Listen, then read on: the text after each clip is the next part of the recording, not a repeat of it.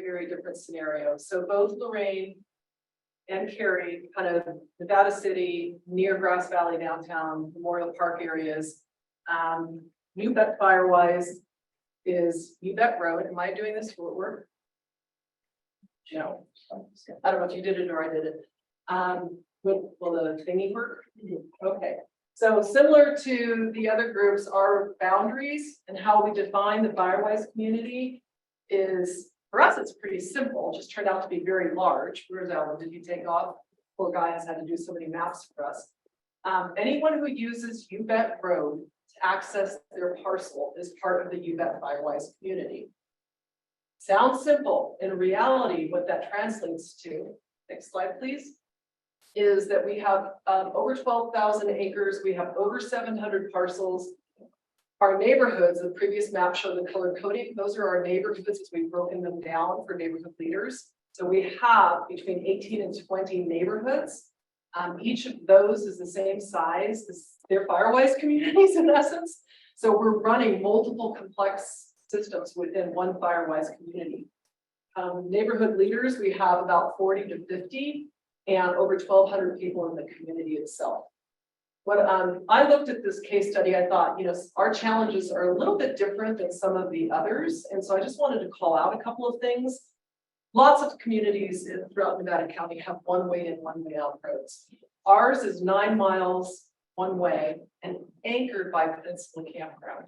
So the complexity for those of you who live around Scotts Flat and other areas, summertime, RVs, day trippers with boats, all of our windy road and so forth, right? So that's anchoring, that's the end of our 9-mile road. There are no alternate evacuation routes. There's some little offshoots for 4-wheel drive seasonally, blah, blah, blah. There's no alternate evacuation route. You bet's in. We have residents because of the complex and difficult and diverse terrain. We have a lot of residents who do not have landlines and do not have cell coverage, period. Not just when the power goes out, period.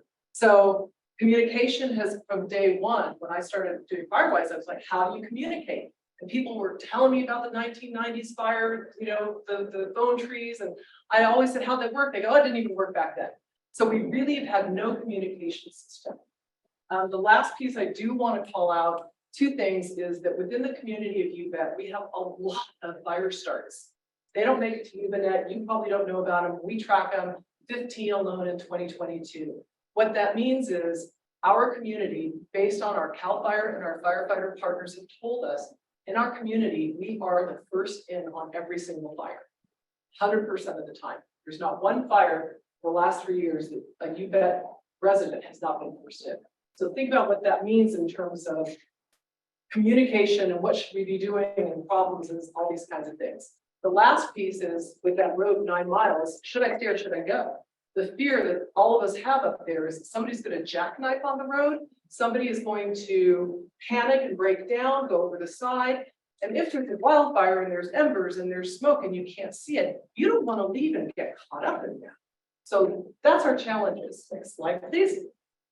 So we were literally doing cartwheels when we found out from OES that Aries was ready to go because we'd heard about it the year before. And Drew and Mark Mazer, who's also with Aries, was in UBET, reached out to us and we didn't hesitate. We said right away, you have a program, we're in, what is it? Just, silver platter this for us and we're ready to go. So one thing that we had really focused on because of the size and complexity of our neighborhoods is that our first primary objective was how do we get information, whether it's the Greenhorn River, the Bear River, down here to Rollins Lake, and we come in at 174 in UBET. How do we get information on the fires that are threatening our community? And how do we make sure that we've got eyes on the fire, regardless if it's coming from Dutch Flat or the river fire coming from Rollins Lake or coming across from lower Colfax?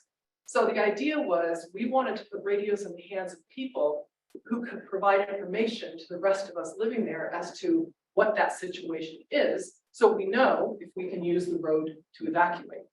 So that was our #1 objective. So me being me, kind of looked at this as, are you geographically important? We also wanted our Firewise neighborhood leaders to have the radios.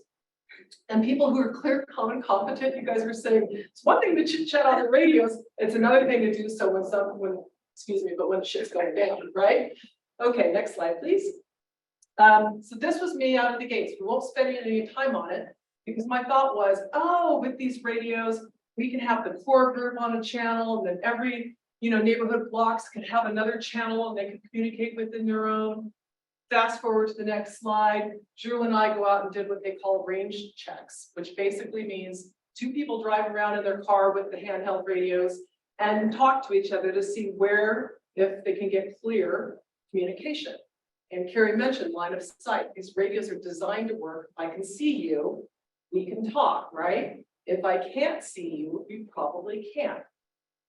So what we learned, this is just an example, is Fawn Hill is one example. We spent it over almost a whole day going up and down roads from UBET at Fawn Hill to the end of Fawn Hill is less than a mile. We couldn't hear each other at all. And the same for every other one of our offshoots. So it was a complete disaster. Next slide. So that idea, that plan got tossed away.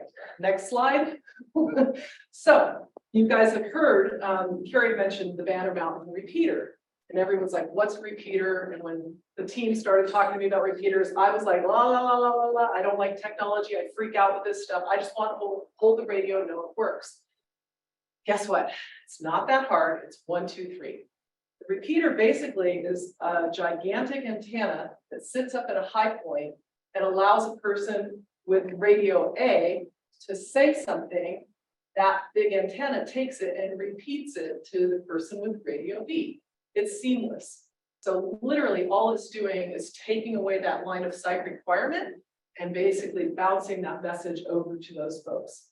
So long term, I had said, oh, we'll get a grant as a Firewise community. I was hearing $3,500 to install this repeater. We started using the Banner Mountain repeater. We've got so many people, they've got so many people. It was chaos. I fortunately have a partner, Mike, who took to this like a duck to water. Next thing you know, he has, back up one please. He has created and installed a repeater on our house, because I'm in High Point, in time for the peak fire season last year. And that allowed us to then program the radios in such a way that every single person in UBET works off of the UBET repeater. We literally, if you go back to that map at the beginning, every single person in our community we can talk to them. That is unbelievable. I mean, I still get chills when it happens. And when we didn't have the repeater, we were relaying. I was like, okay, there's Rose down at Peninsula, and Brad's up on New Deal and Red Dog, and Stone's on Chalk Bluff, and you're down on Fawn Hill. And it was like, I was a dispatcher, right? So this has just been seamless for us, and it's not for everyone, but it's been pretty amazing for a community like ours that's got that kind of size. So since then, we've successfully launched the program. I think the stats that we have are about 35 households and 50 residents. That was sort of the key point for us in terms of what worked. We obviously echo what these guys were saying about decision-free working with areas. We didn't want to research the radios, although I'll tell you there were guys in my community who literally went out and did their own research anyway and came back sheepishly like, yeah, Aries was right. Like, fine, it will feel better, but people do what they need to do. Radio checks and the range testing, that's ground truth, right? So I had this big pie in the sky kind of concept in terms of how this would work. Reality is you just got to get out there and drive around and see what works. Identify a tech team. For those of us who aren't, there's a lot of people who are. And so we have in UBET quite a few folks who have had background in this, who are coming out of woodwork and participating. So we don't need to rely on Aries as we continue to roll this out. Absolutely do the net controls and encourage people who are shy, tell them it's okay. I've gone to taking, like every time we do a net control, we do a tip of the week. People forget how to switch from channel 1 to channel 2. They forget push to talk. They forget you have to actually, push the button before you talk. So you'll get a mid-sentence. So we constantly are rehearsing the basic things and telling everyone it's okay. These are practice sessions and that's why we do them. No event too small to rehearse. We have used these radios because we started last summer. Fires, Peninsula Campground fires, the Dutch Flat fire. We've had, I can't tell you how many like trailers blowing up on Wildlife Lane in the middle of the night. We've had so many opportunities to actually put these things into play. Also, somebody's horse has escaped and all the people are on the radios talking about the horse and where is it? I'm checking over here. And people thought it was like a game of treasure hunt, but it was live and it's a horse. So that's fun. So here's the thing, have a plan, but then be flexible. Too much control is too much, and that's on me. Let it grow organically. Mark was there, I had my plan, meeting number 1, meeting number 2. People start showing up at my house, I don't know who they are. I mean, they're literally just coming to the meeting and I'm like, oh my God, and I realized, let it grow. If folks want to get engaged, they're interested and they have a passion, you're in. So much my little map and who's going to be and stopping at your house and so forth. Continue to promote the program. This is something that I think is very effective. So when we had our annual meeting in July, had our Firewise booth, had a lot of other booths. Many of you in this room were there as well. But we actually had a separate booth just for the radios. So people who wanted to ask questions could go, and when they signed up for UVet Firewise, they could check the box that said, are you interested? And that was a trigger for me to do a follow-up and invite them to the radio training. Next slide, please. So brings us up to where are we for 2023? I like to say we rock. We didn't do it alone. Had a lot of support. Tonight's to me an awareness opportunity. Whether people are here in person or whether we take the videos that Jeff does afterward and share them with our communities, it's a way to use this information to share and get folks excited about it. For UVet, we went dormant throughout the winter. People logged on or got on the radios for Snowmageddon and so forth, but we weren't doing weekly nets, the net control where you get on and practice. We're kicking them off this coming Sunday, the first Sunday of May. And we do them weekly because of the frequency of the events that happen in our community. And also, you know, I'm absolutely tell people, you don't have to come to every practice. Try to make at least one a month. And that way, you got your core group of people who are going to be there no matter what, but it gives everyone a system to tap into. The other thing I'll say is when we have an event happen, a fire or something else, we go airplanes up, radios on. So we hear the planes coming out of Grass Valley Air Attack. And if it's something that's actually there and not threatening us, we do updates on the hour. So when the Dutch Flat fire was happening, and that's a mile off of Chalk Bluff, which then, you know, comes into us, every hour on the hour. What do you know? What did you hear? What do you see? And so forth. The neighborhood leaders, we had our quarterly meeting recently. They've all been tasked with recruiting folks in their neighborhoods for the radios. We're at 35 households. We need to be double that. We need to be double that before peak fire season. So we have a training scheduled June 10th. You bet folks who are interested in the radios. It's scheduled, it's done. We do them at Paradale Chicago Park Firehouse. I've already got 4 confirmations and I haven't even published it yet. And then last, enhancements like you guys were talking about. So that wonderful repeater that Mike Band-Aid put on our house. I was in Mexico when the Snowmageddon and the power outage was there. He was out of power for 12 days and he's like, oh my God, I just realized the radio doesn't work without power. He had to go to a neighbor's house, borrow a generator, hook it up separately so the thing would go. And people were like, why aren't the radios working? So our next step is we're going to get a solar operated something or other. I don't know what that is. As that tech expert. And then like you guys, we want to do a group text because we found that a lot of people, you know, when they're traveling and so forth, they may not have that information and just an event is occurring, radio's on, right? So I do agree with personal responsibility, but there's times, places where you got to give people a nudge to participate. Next slide. I'm not going to go through these, just letting you know the neighbors are passionate about this. So for my close, what I want to say is that this has truly been the best thing I've encountered from a Firewise leader perspective to get neighbors engaged. Everything else we've done has been good. This has been great. So I encourage everyone to think of it from that perspective, you know, and people that live behind their 30 acres up in Uvet. You never see them. We don't get eye contact with neighbors. All of a sudden they're coming out. They're like, I don't want to, you know, participate on any kind of a club, but boy, they're on that call every Sunday night. So lots and lots of positive feedback, including, you know, just say like from Katie and her husband Clayton, the Abbotts, they were one of the first parcels built out in the 1980s in Uvet. You know, these are long-term residents whom I had never met before. And so it's like, it's a tool to get the new folks as well as the folks who've been there and think that they don't need help. And I think it's bringing us all together. With that, it's my team's email address in case anyone wants to follow up. And next one.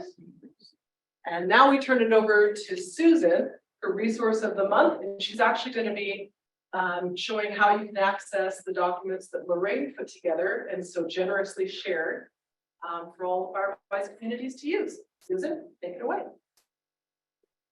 Okay, so on our website of the Coalition of Firewise Communities, we always have the page called For Firewise Community Admins. And on that page, at the top, we have some things about risk assessment and for those groups that have to do that, educational resources. Then we have the day-to-day communication. And then in the red letter, we've got preparing for emergency communication. And a little bit about a buddy system that came a few years ago that can be helpful. But if you want or need a more robust way of keeping residents connected, then we have what we've talked about here today. And when the video goes up, the video of tonight's meeting will be right here. Here are the two previous videos of previous meetings we've had on emergency communications. Carrie referred to one of those. And then here are the links, both here and here, to the website of the Aries group. And the documents that Lorraine prepared for her group, and they are all in Microsoft doc format, are right here. Digital dual display guide. These will download to your computer. They don't open in a browser. I'll open one of them just to show you. These are docs, and you might just, I'm sure you won't care if people borrow them, right? It's not a doc. You can just download them and change the name here. So I'm going to open this one right here and show you what quick guide to the radio specs looks like once my word on it. Whoops.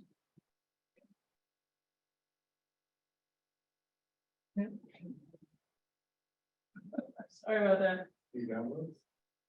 I did. Share your Microsoft. Yeah, you're right. There we go. No, it's not showing. Yeah. Matt Wallen's office. Hold on, it's coming there. There it is. So here's the document prepared by Lorraine for Gold Hill, and it's a guide to the radio. It tells you what all the different buttons do. This is just wonderful, Lorraine. Thank you very much. Yeah, pretty. Little key to all of the buttons and everything. And so you could just get this. If you start this for your own Firewise community, you could just get this for yourself. Change the name right there to your Firewise community, and then it's yours. So that is all on the website of the coalition under Firewise admins. Thank you. Mark? Just one quick comment. Lorraine has done a great job with all of this, but I don't want that document to scare anyone. The radio training that Aries does is completely non-technical. And if you can run your cell phone, you can run the radio. You don't need to know what any of those commands do. All you need to do is turn the radio on and you're good to go. So just wanted to add that in. That's a great point. And I think when Lorraine sent me these documents, it's been a while, and I look at them as cheat sheets or a follow-up to people who've already gone through it. And I was like, that's such a great idea. You know, because I'm that person where I don't need that, but a lot of folks do. And that's why we did our weekly tips and stuff. But yeah, so onboarding is one thing, but reinforcement once you're onboarded is another thing. So open it up. I don't know who's. Okay, so does anyone have any questions here in the room? Any comments, any observations, things that you'd like to ask about? You were here for the radios. What'd you think? Very good presentation. I'm excited, particularly about what you said about how it brings people together. The communication is so very important. It's above everything else.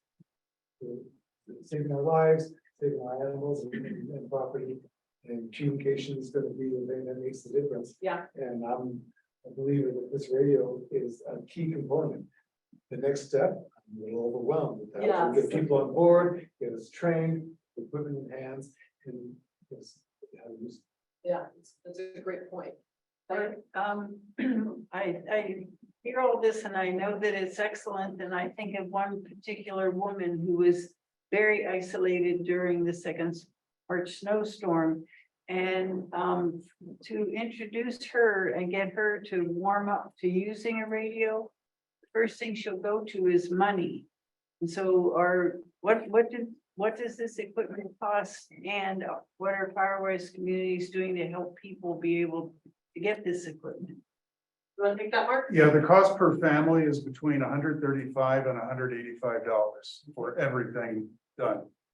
Yeah, And are you guys still offering the discount for veterans? yeah, and if you have a disabled veteran who wants to pursue this, we're offering to pay 50% of that cost out of our pockets. I can speak on our behalf. Everyone's purchased their own radios, and our Firewise community doesn't have a budget, so there's nothing we can do for them, but some of us have looked at that strategy map, and we do have some people we know that are critical to our success, and we are purchasing radios to try to get them on board, because for us, it's more important that that property with eyes on a dark spot, if you will, that radio can light that up for us. That helps all of us. So, you get 10 families chipping in $12 and it's done. Any other comments or questions? Just a comment again, please don't be overwhelmed. There's a tendency to kind of go, whoa.